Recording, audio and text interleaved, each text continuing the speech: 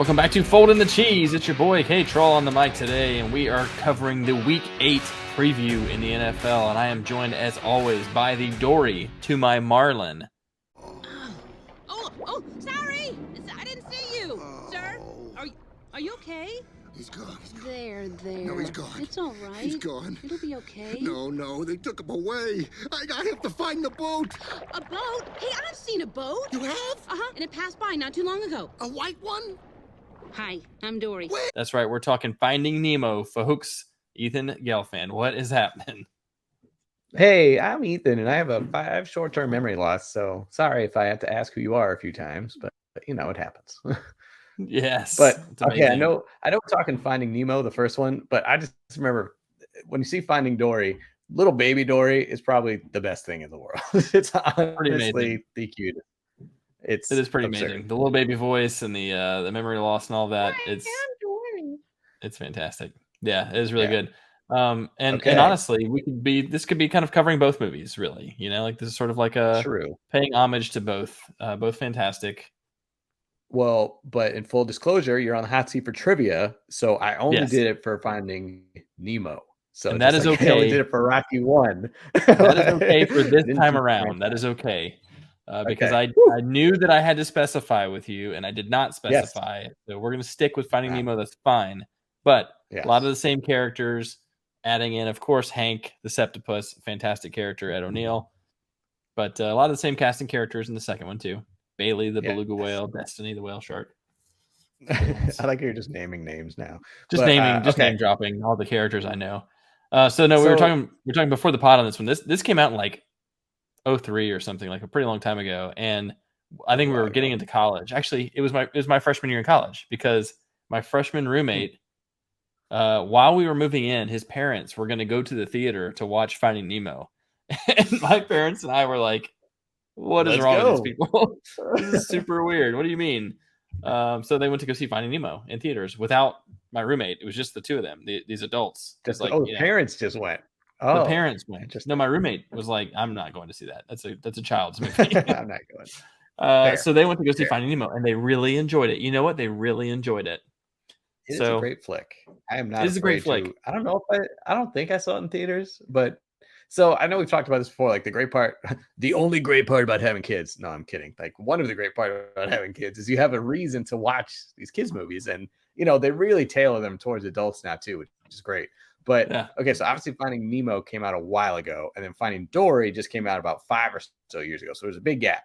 And so they also did that with The Incredibles. There's like 14 years in between The Incredibles. So, and what's interesting is both of those movies take place right after the first one. So they don't like address the time gap or anything. So of those two originals and sequels, do you like the original better or the sequels? Do they hold up or did they surpass the original? What do you think? So I'm an Incredibles 2 fan. I'm a pretty big fan of that one specifically. Okay. So from a sequel standpoint, I like that one. I've seen it more too, though. I've only seen Incredibles 1. I think one time. I think I like 2 better than 1, but I've only seen one time. I've seen 2 a bunch of times. Finding Dory, Finding Nemo.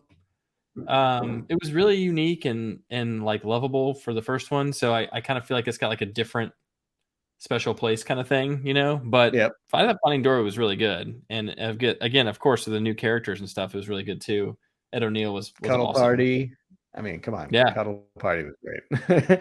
Cuddle Party. And, the Sea Otters. You know, my son's school is my son and daughter's school is the Otters. So that's true. Some love there.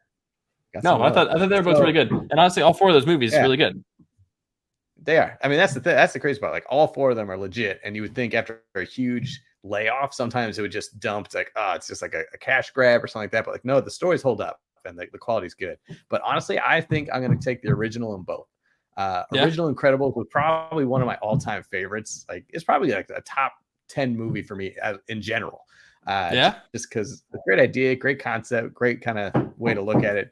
And then for Finding Nemo, I just love the whole side, how it's like split story, but Nemo's in the tank and stuff like that. That crew, like that crew is great. And I was kind of bummed to only see them in like the end credits scene of Finding Dory. But so I think we'll go with the originals on both. But again, they're all great. Yeah, it is rare though that you see that many sequels that are good, right? Because so many times, Right. even in Disney World, they'll like, I say Disney World, not like the park, but I mean like the world of Disney. World. Yes, the world of Disney, they will screw up a sequel too, you know, and you're kind of like, Yeah. I don't know if that was that great, but Right. these are rock solid, man. Okay, I know we're kind of going on a long tangent here about movies and sequels, but I feel like when we were growing up, like whether it be mid to late 90s, that Disney sequels were straight to video. So it'd be like, you had The Lion King, awesome, great cinema. And it's like, Yes. The Lion King 1.5, straight to VHS. So is Awful. that not like a thing anymore? Because there are no just straight to video, especially now with like streaming and everything. Like, kind of everyone's kind of going away from the theater. So is it more of just like, I don't know. Is it just they kind of give up on that, or now it's like, okay, we gotta have high quality for everything because anyone can get it like that? That's true. I don't know statistically speaking. I'm not sure. I do remember during COVID specifically, there was a bunch of like you could buy it at home kind of thing when it was like, and then they would like release it in the theaters, but then also you could buy it immediately or whatever. Right. I guess I'm just thinking of like, no, again, I think like, if it's really Lion crappy. King, like Lion King 1.5, Aladdin, Return of Jafar, or Aladdin, the Prince of like those never made it to theaters. Those were literally specifically designed just get it on video. It's not great, but your kids, they know the characters. I don't know why that is. I don't know if they don't want to go through all the fanfare of releasing a new Disney movie kind of thing, which is like, you know, to promote it in the box office, all that needs to be like really big, especially if you know it's not any good. Yeah, they're just trying to capitalize on it. I don't know. They're just trying to like get it out really quickly, and they're just like, "Hurry! This was a huge hit. Get out a sequel immediately, and just throw it on. Well, like, throw it on VHS. We can create a combo pack." I don't even think Robin Williams was in Return of Jafar, but anyway, we digress. Yeah. Let's jump in. That's really sad though, because like to me, when you said Incredibles was like a top 10 movie, like Lion King for me is far and away the number one Disney movie, and probably a top 10 for me of all time movies in general. And it was really sad that the sequels were not noteworthy, not interesting, especially when you change characters, man. It's like it just changes the whole thing. It does. You had magic. You had lightning in a bottle. You let it go. You blew it. You blew it. But yeah. So anyway, Finding Nemo today. We're covering Finding Nemo. Finding Nemo. Got it. We're gonna see if some of these players can find themselves a new team. Potentially as well, because we're going to hit about trading block, see what I did there. But first, let's cover around the league. Got a couple of updates for us here. We're still watching the injury reports. That's something you just got to do kind of all week. So waivers are done.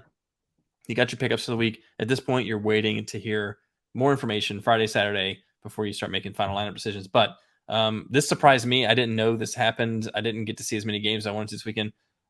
Seeing J.K. Dobbins thrown on the IR.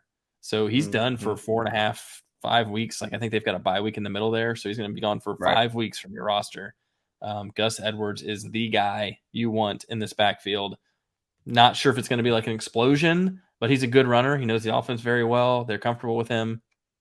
I've got some interest in Gus for sure. Right? He's had a whole year to get ready, get right, because shoot, he missed all last year's with his ACL. So I mean, who knows? Another wild card. Russell Wilson says he's playing this week, so I don't know if the doctors have said he can play this week or not, but he says, I'm rolling. Broncos country, let's ride. Let's ride. Yeah, I mean, he probably just like, I got to just show. So you can't have him sit. If it's like a minor injury, you're paying him way too much money. You gave up way too many picks. Like the Seahawks are making them look foolish right now. The fact that the Seahawks are first in the NFC West and have all those picks, and the fact that the Broncos are 2-5, gave up all those picks and money. Anyway, he has to play. They're like, just go out there. We don't care. Just do the Seahawks in like next year or maybe 2 or 3 years are going to be a complete juggernaut. With they're like loading up on all these picks. Like Kenneth Walker's panning out. Yeah, watch out. Kenneth Walker's panning out. Like DK Metcalf is a stud. Like they've got like Noah Fant is still young. Like they're gonna have like a really nice nucleus and a bunch of picks to throw on top of them. They're gonna be dominant again. One more quick one that's just kind of come out is that Ezekiel Elliott, his knee is really banged up. So he is questionable against the Bears. So Tony Pollard, if you've been holding on to him, now is your chance to maybe kind of give him the full workload. So that's just heads up. Watch out for have to monitor he may not be playing against the Not Bears. that he's been like overly effective, but he has at least been vulturing from Tony Pollard. So it would be nice if only one of these guys were going, Yeah.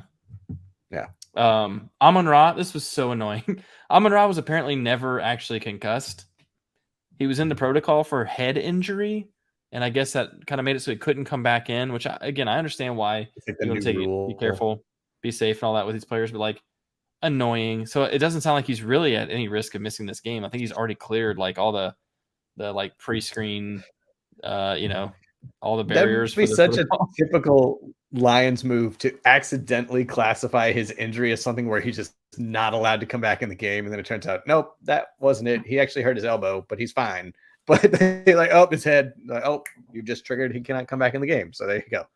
Yep, it's like they said he's like in concussion protocol, thinking that it was just like evaluating for concussion. And Dan Campbell like was thinking about like, oh, when I played, you could get evaluated, you can come right back in. They're like, no, once you evaluate, like you're done. He's like, what? What the hell? What is this? Get back in there. So I think he's gonna be fine to play this week. Long story short, which I'm excited about. Allen Lazard is another big one to watch because Green Bay's got nobody else to throw to, and he's got his arm in a sling. He's didn't practice on Wednesday, shoulder issue. We'll have to see what happens there. Obviously, the trade deadline is coming up. We're going to talk about that in just a minute. But Romeo Doubs is kind of falling off a cliff. Christian Watson still not really playing. Aaron Rodgers telling everyone everyone should be benched. So he literally is going to have no one else to give it to. Sammy Watkins, look out. Look out for Sammy Watkins. This is going to be his week. The one week he gets the only option. Yep. So I think that rolls nicely into our next topic of conversation. The trading block is open. The trade deadline is next Tuesday, November 4th, and or not November 4th, November 1st. And we got to see what happens here, man. What do you? There's a bunch of names on this list here, people that have gotten some buzz. Yeah. What are you hearing? What do you think? I mean, it's a lot of receivers. We're looking at Brandon Cooks, Jerry Jeudy, Chase Claypool, DJ Moore, but the Panthers kind of already said they're not really looking to move DJ Moore at this point. Elijah Moore, with Elijah Moore, I don't see the Jets moving him. Like, why would you? It's his second year. He's going to get some playing time now with the injuries that they're facing, and you're getting him on the cheap right now. There is no incentive for the Jets to move him, especially with the success they're having currently. So I really don't see Elijah Moore potentially going anywhere because I feel like now he's going to have more opportunity. Brandon Cooks is definitely the hottest name. They're ready to unload him. I think the best team or the team that should be in the biggest market for a wide receiver, Giants, man. Like, how do you not go after one of these guys? Because you're 6-1. They're doing the band of misfits that you have without a wide receiver. Can you imagine if they actually address a need? Daniel Jones is showing, shoot, we may have to pay this guy, so might as well give him a target because they're doing something this year. So I could see a Brandon Cooks to the Jets, to the Giants. I think that would be the biggest team looking for that wide receiver help. I mean, the Packers, we just mentioned them. They're obviously still, I think Rodgers is still very underwhelmed with what he's got. He's going to be loud about that. Hey, we've got, it sounds like he's potentially, I don't know if it's him specifically, but they've been tied to Claypool, which I don't think is like a huge ad personally. I'm not big splash. Like he can run some deep routes and he can make incredible catches, but he also is makes boneheaded plays. Drop the ball. We'll never forget him like not getting out of bounds last year when he needed to. Like a couple of plays like that. Celebrating a first down when the clock is winding down. He's like celebrating while it's like get the ball to the ref, like, yeah, you're not in college anymore, homie. So yeah, I don't know that I'm like totally in love with him. I'd rather see Brandon Cooks go there because I think he'd be kind of like Randall Cobb, but younger and better at this point. And that could be pretty dangerous. But yeah, those are the big names. Jerry Jeudy, that's like if you've decided that this Russell thing was like a total F up, you're kind of like, man, can we recoup any draft picks here? I don't think they can do it. I know they're 2-5 and the season might already be getting away from them, but can you really be a seller after you've just invested so much in this quarterback and you got to keep some pieces around? Once again, Judy's a young guy. It's his third year. If anything, I would think they would move like a KJ Hamler just because he hasn't really shown anything, but he has that P word, the potential. But if they trade Jerry Jeudy, this is the biggest debacle of like the past 20 years, wouldn't you say, of big time moves? Like, yeah, I mean, it would be in a very different vein, but similar. I'm not sure anything's a bigger debacle than Cleveland going after Deshaun Watson and having him sit for 11 weeks and spending all the guaranteed money, all guaranteed money. You know, all that. It's like I'm not sure that you'll ever top that, really. But yeah, it would be a big one. It would rank up there pretty. I mean, the Russell thing is monumental for sure. So I don't know. DJ Moore, you're right. Probably not moving. Running back wise, we've got Kareem Hunt, who mentioned before the season that he wanted to trade. He's been playing anyway. Right. They're doing just fine, but they've got Dearness Johnson as a third running back who's totally serviceable. And so they could afford to let Hunt go if they get the right kind of offer. If they can get something better than that, whatever James Robinson got, like a sixth conditional fifth, maybe. If they can get like a third or something for Kareem, they might take it, and he would make an immediate impact in a team that needs a running back right now. I've heard David Montgomery's name is maybe mentioned. I mean, Khalil Herbert's look really good. Montgomery's ending his first contract. There's a potential. He'd be an upgrade for a lot of teams too. Cam Akers obviously is a name that like the Rams are ready to get rid of him, so he'll probably go be a depth piece somewhere else. But those are the names to look at. And what's interesting, the only reason we even really mention this is like from a fantasy perspective, the situations could change quite a bit for these guys, you know? Oh, big time. I think you're definitely most interested in Brandon Cooks, Cam Akers, Kareem Hunt, Chase Claypool. Those four names in particular, I think, are like likely to move. And if they do, then you're thinking, wow, what if these guys end up being the number one somewhere, or you know, the number two on a better offense or whatever, right? Well, and that's what I was thinking before they got James Robinson. I was wondering if the Jets were going to go after Kareem Hunt. I think that would be a great compliment for them. But I mean, I guess they got their guy for a good. I mean, that's a great price for James Robinson, a 6th rounder. So that's pretty hard to pass up. But Kareem Hunt could be a difference maker for a contender down the line. So he would be the one to watch. I know that's your guy. You're really high on him, and he's still been performing. So it would be interesting to see. He could, as you said, take the load. Be interesting to see him go back to Kansas City. It'd be kind of wild. Well, they got Panchero. They got Isaiah Panchero. They do have Ranchero. If they ended up somehow finding a way to get him back in Kansas City, that would be kind of wild. I'm pretty sure they would never do that. They can't bring him back. But anyway, that's true. I mean, there's also a little bit of baggage. Like he's a couple years removed from it at this point, but it's a little bit of a PR hit. You served your time in Cleveland. He did go to Cleveland, which not dissimilar from the penitentiary system. Yes. Can we please show the Cleveland tourism video? Everybody Cleveland today. Remember that one? Yeah, everybody come to Cleveland. to Cleveland town. Take a look at all of our buildings. Remember that one? They're all decrepit and dilapidated. I just think of you might take a look at this guy. Why the hell he's happy to live here? Yeah. Fun times in Cleveland today. Cleveland, come on down to Cleveland town, everyone. Come and look at both of our buildings. Buy some food that's prepared near the street. Who knows, you might even see this guy. I think of Drew Carey and Cleveland Rocks and just naming all the different cities around Ohio. All right, let's get to an update on Pigskin Pick'em, shall we? Yes, let's do it. So give me my screen. I was actually pull my screen. Yes, pull up your screen.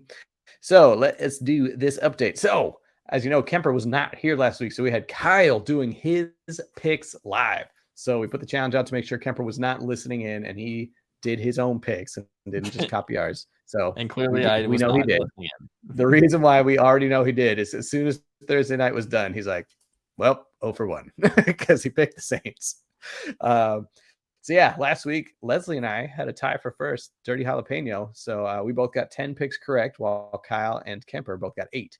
So Leslie jumped over Kyle because of that 2-point discrepancy, and I have pulled one game ever closer. So it's crazy. It's super tight. Kemper's still in the lead, but there's only a 3-game difference between first and last. So it's pretty cool. We're all getting up there, and it's getting tight. Just what we want. It's back to being anybody's ball game. This is not where I like to be. I was up by like 6 points or something earlier, and I was thinking, okay, just be conservative, make some good, solid, logical picks, and ride this thing out. Now I'm like, oh boy, and I'm starting to sweat a little bit. I'm starting to think like, oh, I'm gonna have to get cute. I'm gonna have to pick. Oh God, I'm gonna have to take the Bucks to beat everybody, and like I know they're not gonna win a bunch of games. I don't know what's gonna happen. We will see. Yes, what plays out for the strategy. And before you even say anything, I'm gonna go ahead and put you on the hot seat first. Speaking of the Bucks, Thursday night football, the Ravens are traveling to Tampa Bay to take on the Bucks. Who you got? Man, this is a tough one. A lot because a report just came out that the Bucks are going to be without 4 players. They're gonna a couple offensive linemen. Russell Gage obviously is hurt, but he's not a big difference maker at this point. As we talked about, Brady is not looking good. But at the same time, the Ravens are such a weird team because in the first half, Lamar Jackson's looking like an MVP candidate. Then he's obviously dropped off a little bit, and they can't close games. They show these screenshots of the leads they've had and the time and how they've lost these games. So this is, I don't know. Everyone seems to be high on Baltimore in the world, but I'm going to give Brady one more game. There's no way he can lose 3 in a row. So I got to give it to TB at TB. Famous last words. Going Bucks. Only because whenever I pick the Ravens, they don't win. Of course, whenever I pick against them, they win. So something's got to give. Let's go Bucks. Let's go Bucks. Yeah, this is actually a really tough game to pick for all the reasons you said. Honestly, for me, I would have gone jumping all over the Ravens on this one, but Bateman is banged up again during practice this week. So he's like, I don't know if he's like questionable necessarily, but he's sitting out a day. It's a newer injury, maybe a re-injury, but I want to see how that plays out. Mark Andrews is actually a little banged up as well, so keep an eye on that one.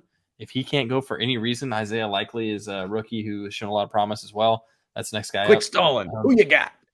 They're not totally healthy. Well, neither is Tampa Bay, and they've got Winfield is also hurt in the secondary, which is a big loss for them. So, like again, if I knew that Bateman and Andrews were fully healthy, I would go Ravens on this. I'm not kidding, but I'm with you. I'm gonna have to go with the Bucks for now, but I feel pretty gross taking them honestly. I don't have any faith at all. I don't have any faith in this game. It's literally anybody's game. All right, so now we got the Russell Wilson-led Broncos going to Jacksonville. Both teams struggling, both 2-5. But what's going to happen?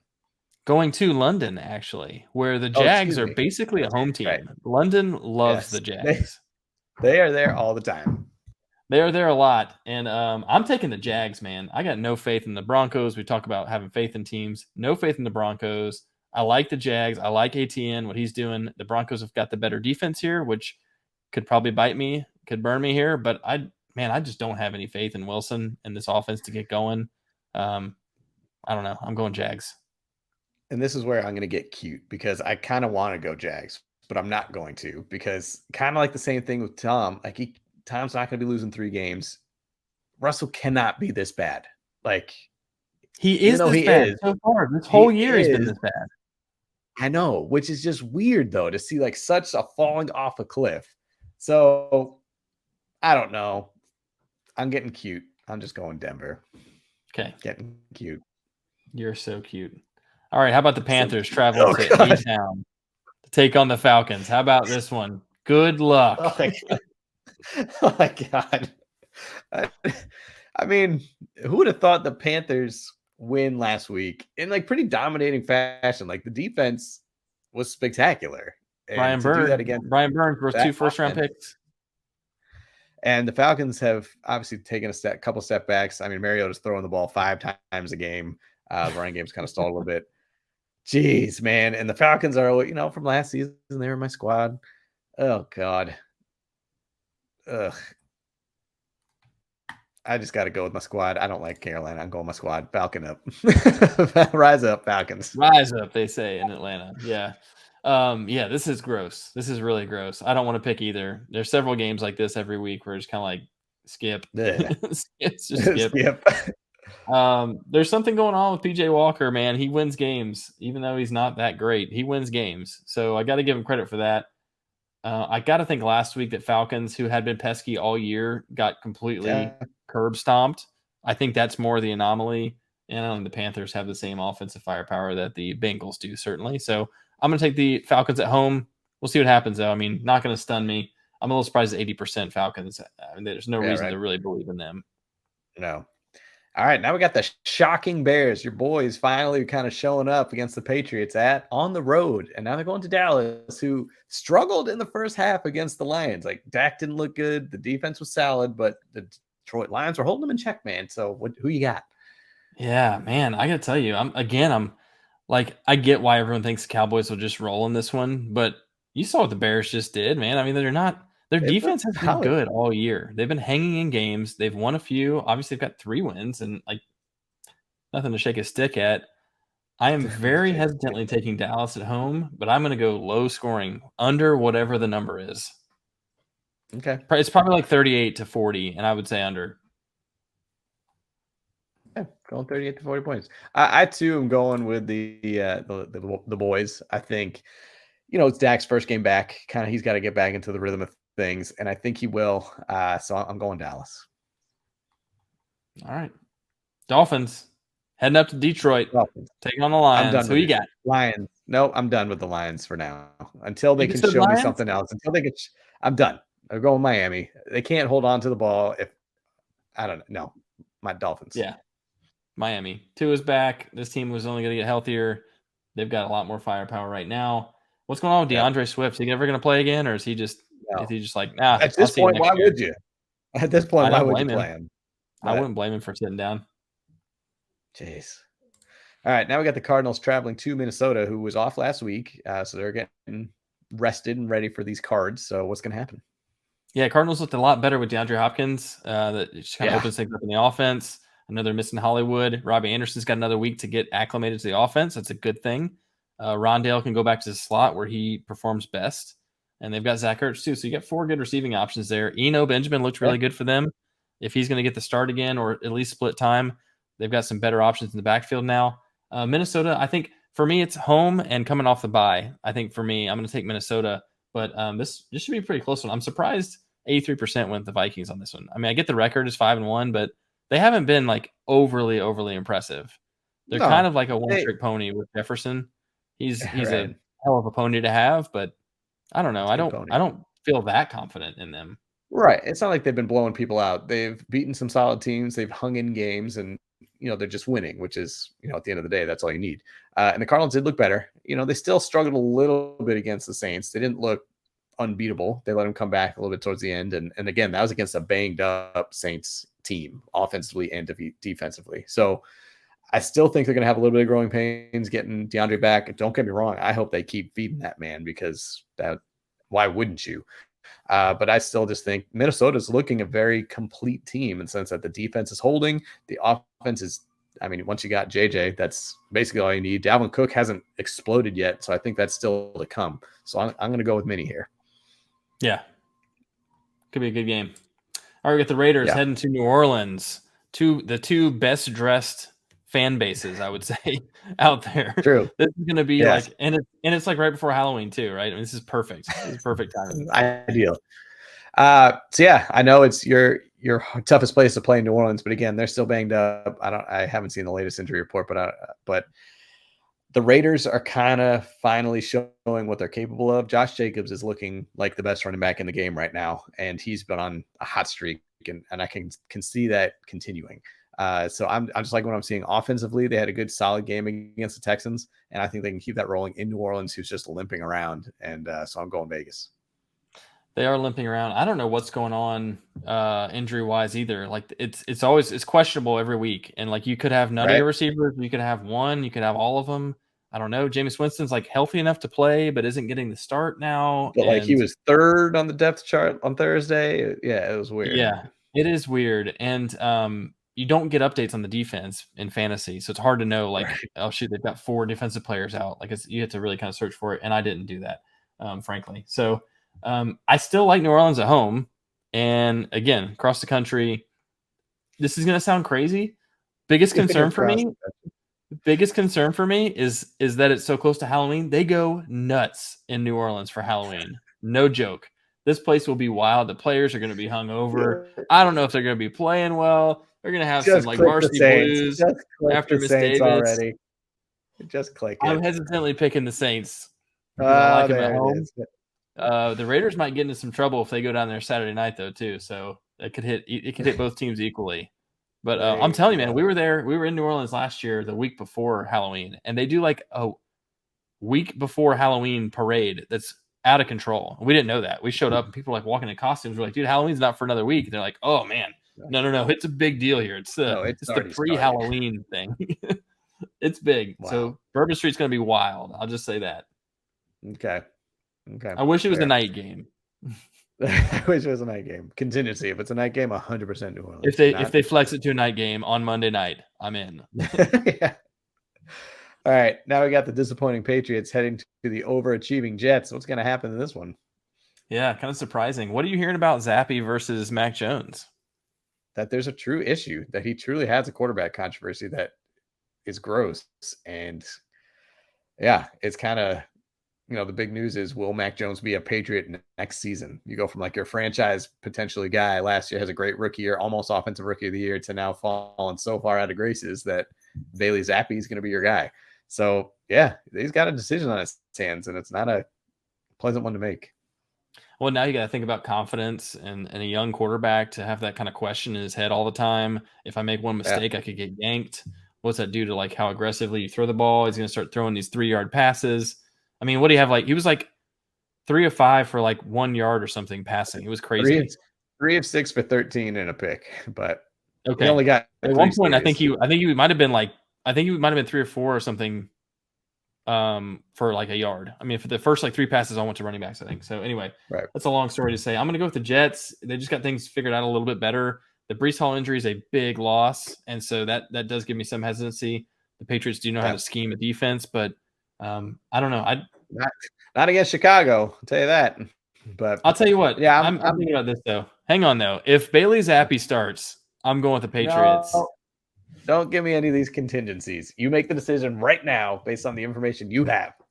Give me the Pats. Patriots. Give me the Pats.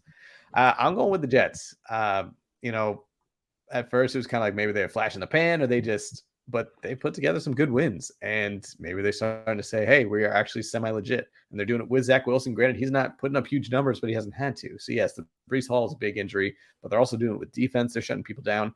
I think they were circling these Patriots games just because how much the Patriots were kind of embarrassing them last year with the points they put up.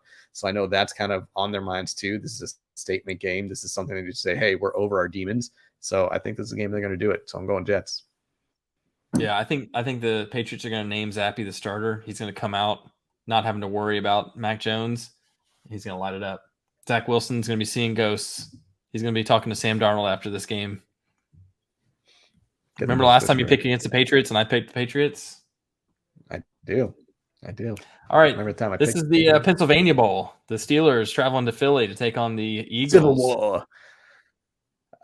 This is kind of I'm going with the Eagles here. Coming off a bye week, Steelers are struggling. I mean, I know it's his rookie woes. Pickett's thrown 2 touchdowns to 7 interceptions, turned the ball over. I know a lot are kind of towards the end of games where he's really got to, make something happen. So until the Eagles can prove me wrong, I'm going with them. Yeah, I think Pickett's looked okay. Granted, you're right. He's got a bunch of bad stats. He's turned the ball over some, but I mean, this is a rookie quarterback, and he had 2 of the toughest defenses to play in his first 2 weeks. So he's shown enough. He can get the ball down the field enough. He's throwing for 250 each game, which I like to see. At least he's pushing the ball down the field. I think George Pickens is stud. But yeah, the Eagles, especially coming off a bye, I'm ready to see this team keep rolling. Yeah. Okay. So now we got your division, man. The Titans, Texans, tighten up, ? Tighten up, ? I don't know. Tannehill is still somewhat questionable, and they need him to play to keep this offense rolling because he keeps the play action in play. Malik Willis is a runner, and so that's exciting. If he does need to come in, he's a runner, but he's not a great passer yet. He needs a lot of work on that, and I'm not sure how well he knows the offense and all that either. I'm going to take the Titans here because tighten up, baby, but it's going to be a tough game. Yeah, it is. Again, the Texans are hanging around, and but maybe Brandon Cooks won't be there, so they're just going to be down to weapons. But yeah, I too am going with the Titans. They're grinding out, they're getting it done, and you still got Derrick Henry, and I think he's going to have a big game because they're going to need him to. So Titans. That's what he does. All right, the Commanders with Nathan Favre himself, Taylor Heineke, taking on Sam Ehlinger, Nathan Favre Jr. for the Colts. This is exciting. I can't wait to watch this one. Well, what was supposed to be a revenge game for Carson Wentz, he's not even there. Not even the guy that replaced him in Indy is there. This is a weird matchup. I mean, yikes. Who would have seen this coming? But, so you kind of know what Heineke can do. Man, this is tough just because obviously the biggest question mark is Ellinger and what he can do on the field. We haven't seen anything of him. He's never thrown an NFL pass going against the Taylor Heineke, who's just playing with house money. And, he's the definition of the wild card. The reference I'm making from Always Sunny in Philadelphia, Charlie work. He's just like, wild card, when they were like buying their own gas and packaging their own gas in like big vats. Anyway. Now, Frank, when we get back to the bar, you waterboard out of Bruce and get a confession. No problem. Now, Dennis, you take that confession to the police, use your charm and good looks, and get that reward money. Done and done. Okay, D, you continue to be useless. Charlie and I will use that reward money to pay off our electricity bill. Then we'll probably buy some more gasoline, because I feel like that's a great plan. Wait, brakes aren't working. No, I'm saying, no, the brakes! Guys, why aren't the brakes working? Because I cut the brakes! Wild card, bitches! Yeah!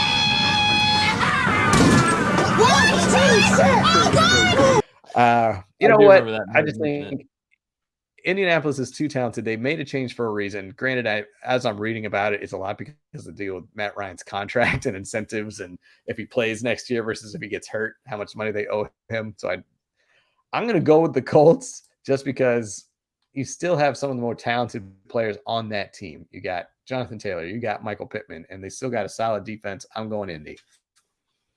I do like their defense. It's probably the difference maker here. Ellinger can run the ball, man. I'm telling you, like, he did play in the preseason, obviously. I went back and looked at his preseason stats last night just to kind of see. I was trying to figure out if he had a favorite target, because a lot of times when the backup comes in, you've got like another receiver is taking over. I wanted to see if Paris Campbell was getting any love from him. I don't even think they played together. So, but Ellinger was like 9 of 10, 10 of 11, and like 9 of 11 or something like the 3 preseason games. It's preseason, but still pretty accurate. And he ran like a 40-yard touchdown. I mean, like, the guy gets loose. He's not like Lamar Jackson by any stretch. He's very stocky, but he breaks loose, man. And he cuts up the middle of the field. It's not like he's taking these jet sweeps out wide and burning people. He just finds a seam and goes. It's kind of interesting to watch. Yeah. I've got a lot more faith, weirdly, in Heineke. Heineke actually wins games, dude. He's a gamer.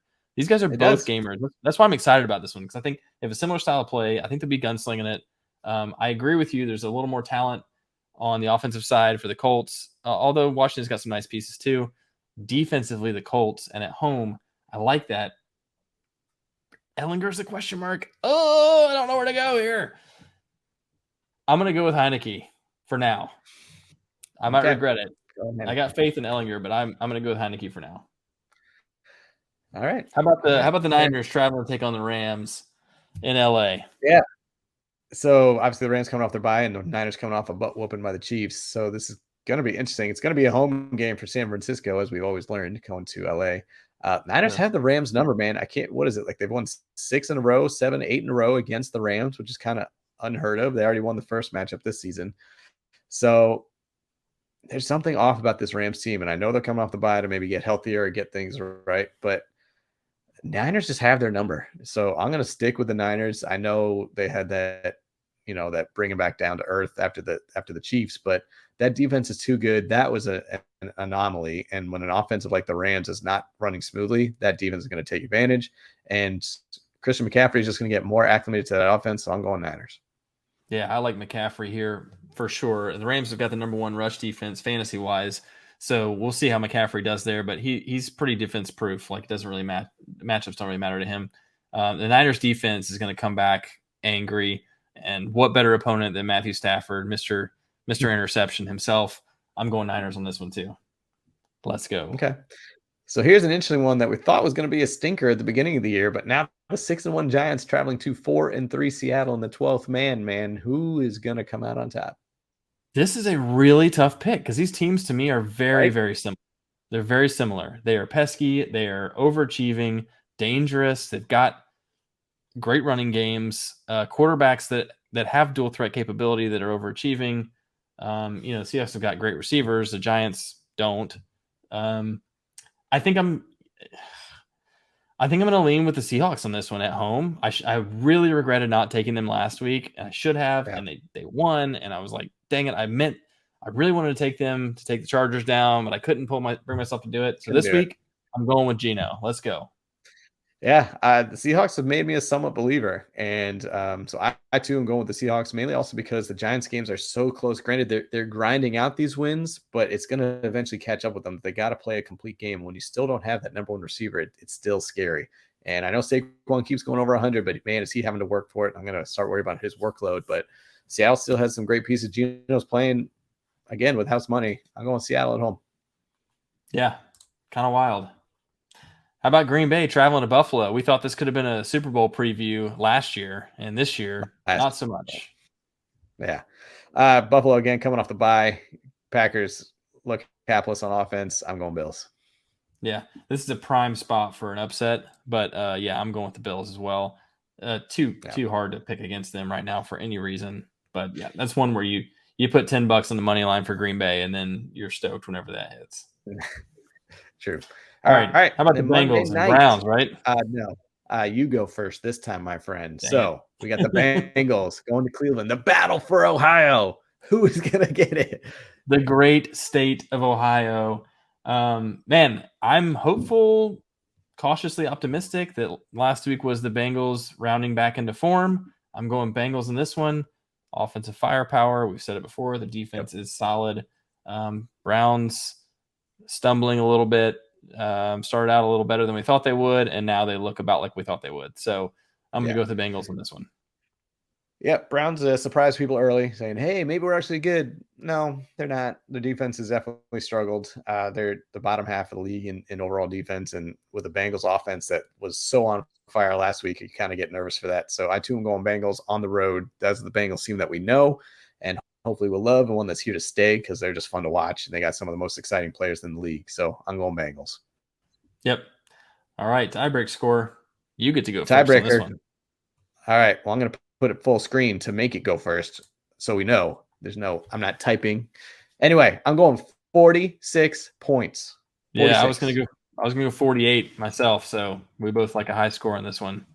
Yeah, I'm going with, what did I think it was? 31-17. 31-17. Okay. I'm not getting a score. Just 46 points. Boom. Bengals beat down. All right, so there we have it. So we've got, quite a few different picks here, I think, which is good. Good for the people, certainly. Good for the pool. Good to see what happens.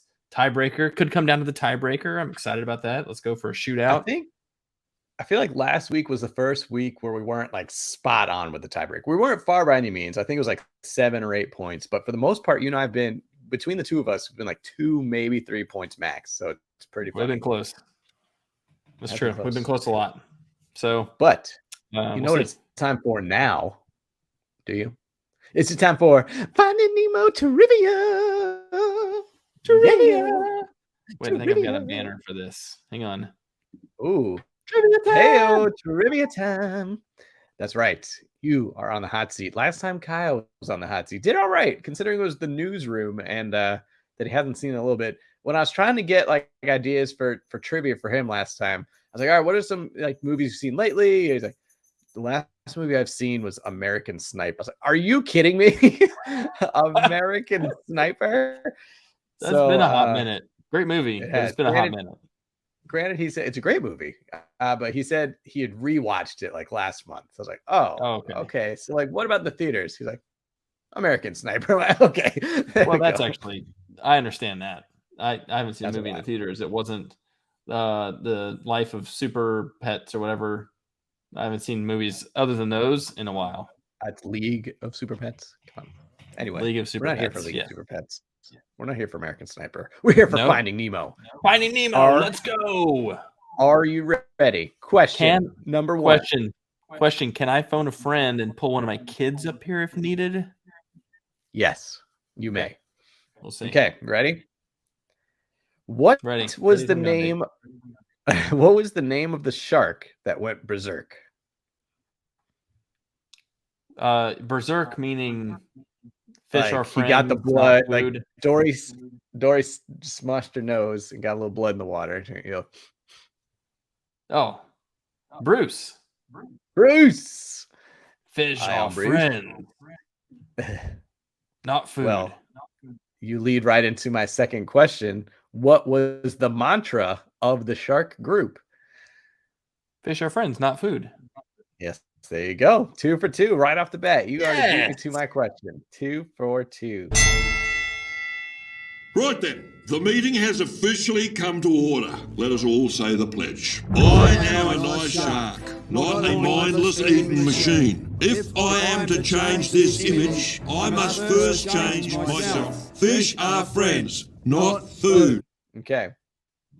All right. What, if I can read my own writing? Oh yeah. What was the name of the fish in the tank gave to Nemo? Like, what was his code name? Shark bait. Shark bait. Yep. I love that. I love that initiation process. Go through the ring of fire. that was awesome. That was awesome. Ring of fire. Those guys, they needed more play. To your point, they didn't get any action in the sequel. They were good. That's what I'm saying. They were in the bags, but I do like how in the bags in the sequel, only one of the bags. This is not a trivia question. One of the bags is clean. Which one? Do you remember? So, obviously they've been in those plastic bags since the events of the first movie. Jacques, his bag has no like plankton or any green stuff because he's always the one who cleans. He is clean. Oh, Jacques, the yellow fish. Yeah. Or like anyway. Not official questions, so you're off the hook. Okay. All right. Okay. What was this? Okay, this could be a little tough, but I have faith in you. What was the street that the dentist was on? And the reason you know this is because on the goggles. Dory and they find the goggles. Okay. What was the street that P. Sherman? Oh my God, it's so crazy. You remember something like this. P. Sherman, 42 Wallaby Way. I even took out the 40. I'm like, I'm not going to ask him for like the house number. If he can just get the street, I'll be impressed. I feel like it's the same though. Like if you know the street, you know the whole thing, right? Yeah, because they repeat it. So P. Sherman, 42 Wallaby Lane. P. Sherman, 42. Yes, Wallaby Lane. You did it. All right. Yeah. Last one, and this is a layup. I gave you the layup at the end. What is the name of Nemo's teacher? Mr. Ray. Mr. Ray. Let's go. He's got Finding Nemo knowledge. Let's go. Crushed it. You do not have short-term memory loss. Well, you might. It just made it into your long-term memories. Yeah. That's why you got I all of it. do. So, yeah. I definitely do. I don't even well done, man. What are we supposed to be talking about today? I don't even remember. Where are we? Where's my 5 here we go. Week 8 preview. Back on the banner. Crushed it. Okay, so let's get an update on. So one of the other things Kyle filled in for me on was the Run Your Pool fantasy draft that we've been doing, where you can only use a player once. You have to fill out a whole lineup each week. We're starting already to get to some slim pickings. We're about midway through the season, not even. And so yeah, this is going to be interesting. We got to get our week 8 lineups in here, but I will say an update from last week. Kyle kind of screwed me a little bit. Kyle got me under 100 points with the lineup that he set for me. I was a man of honor. I did not go in and change any of the picks. I didn't love a few of them, but he did okay. I only lost by 14 points last week. So you have narrowed the lead all the way down to 35 points. Getting closer, inching closer.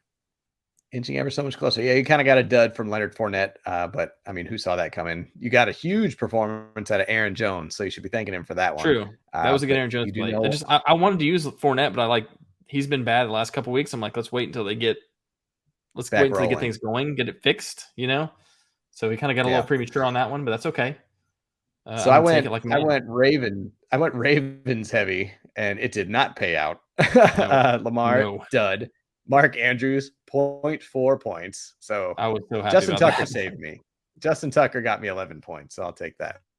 That's solid. So yes, I was able to catch back up a little bit, narrowed it down to, as we said, 30-ish points by my 14-point margin. So are you ready to announce our teams this week?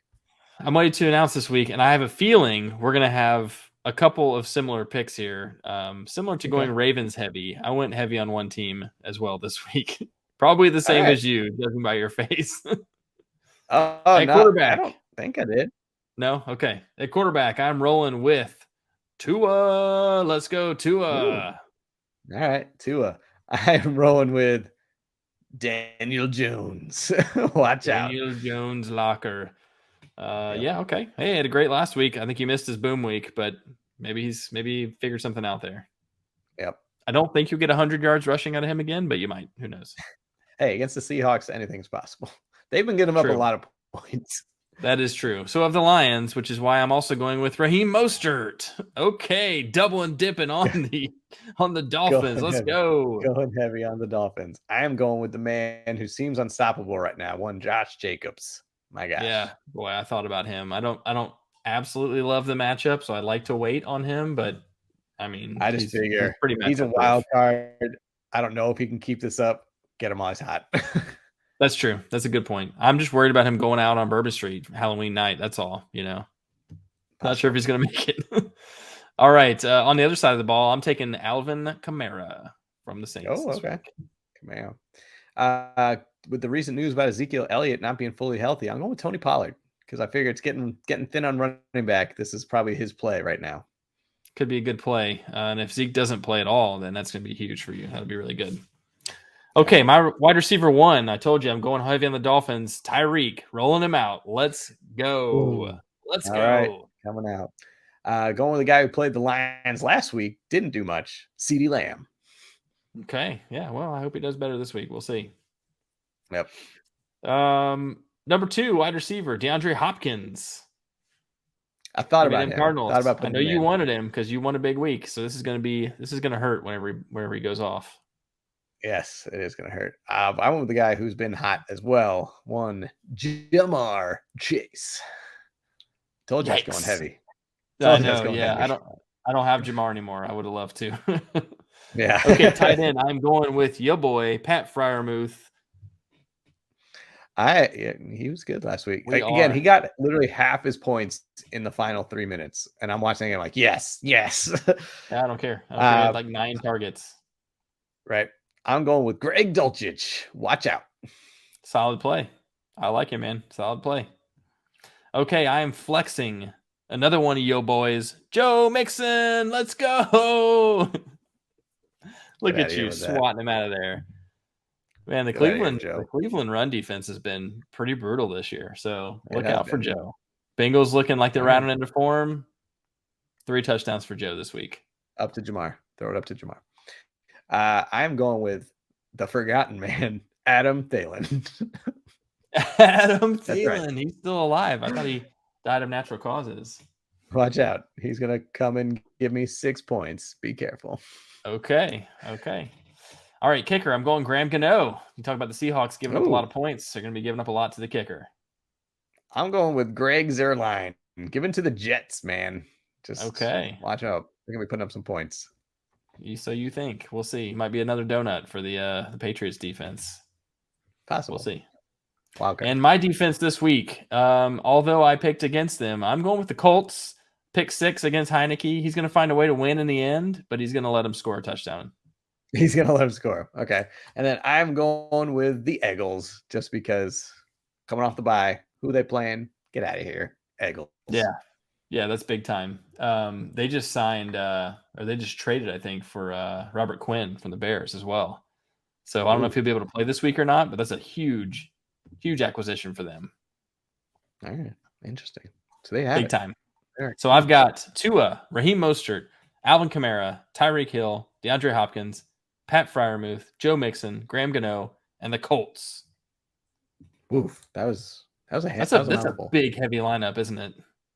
That is a heavy lineup as well. Well, I've got Daniel Jones, Josh Jacobs, Tony Pollard, CeeDee Lamb, Jamar Chase, Greg Dulcich, Greg Zuerlein, Adam Thielen, and the Eagles defense. Oh yeah. Okay, man. I think I'm going to crush this week. I'm feeling good. I'm feeling good about it. All right. Good. Well, I might have multiple players having 3 touchdowns. Just going to throw that out there. Oh, wow. Maybe that should be the do it bet. Who has more 3 touchdown performers? But no, that is not what we're doing for our do it bet this week. Nope. We've kind of been talking about it. It's kind of the big news of the NFL season right now is there are big time quarterbacks struggling right now. Like we're talking big names, all-time greats, and they are just so we have narrowed it down to 4. Narrowed it down. That's a lot. That's a big number. Okay. So between Russell Wilson, Matthew Stafford, Tom Brady, and Aaron Rodgers, Kemper and I are going to draft 2 of them each, and we'll see who is going to have. Should we do who's going to have the better week or who's going to have the worst week? That might be a better bet. No, I we're going to don't do know. who's going to Yeah. have a better week. We're doing I don't who's know. gonna I'll have tell the you better after it's over which one I'd prefer. Right. All right. We got the wonderful wheel of names. You are in blue and I'm in red. Bam. Oh man, it's come right down to the wire. It's gonna be you. It's me. I have the first overall pick, so I get first. It's been a while since I've had the first pick. Yeah. Whew. Okay. So I got Tommy in Tampa going against Baltimore. Stafford going against the Niners. Who's Aaron? Oh, Aaron Rodgers against. I got to go Tommy. Tommy touchdown. Rodgers versus the Bills, not good. Yeah. Yikes. So second pick in here, I'm definitely taking Russell Wilson, which sounds atrocious, but the Jags are the least formidable defense remaining. And then now I'm really stuck because I got Stafford versus the Niners or Rodgers versus the Bills, and I don't feel good about either of those. Both teams, I guess the Bills coming off of a bye. Flip that coin, man. Flip that coin. Dude, I hate this. I'm going to go with Stafford. I hate this, but I got to go Stafford. I don't know that if Lazard doesn't play, I think the Packers are just going to try and run every time they have the ball and just try and keep the ball out of the Bills' hands. That's going to be an ugly game. I think Stafford's going to get picked off at least once, maybe twice. He's going to get sacked a bunch. He's going to be awful. He's going to be terrible this week. But and that's I don't know how Rodgers gets it done. I don't know how Rodgers gets it done this week. All right. Well, I'm taking Aaron Rodgers. Aaron Rodgers. Yeah, Jared Goffers. Jared Goffers.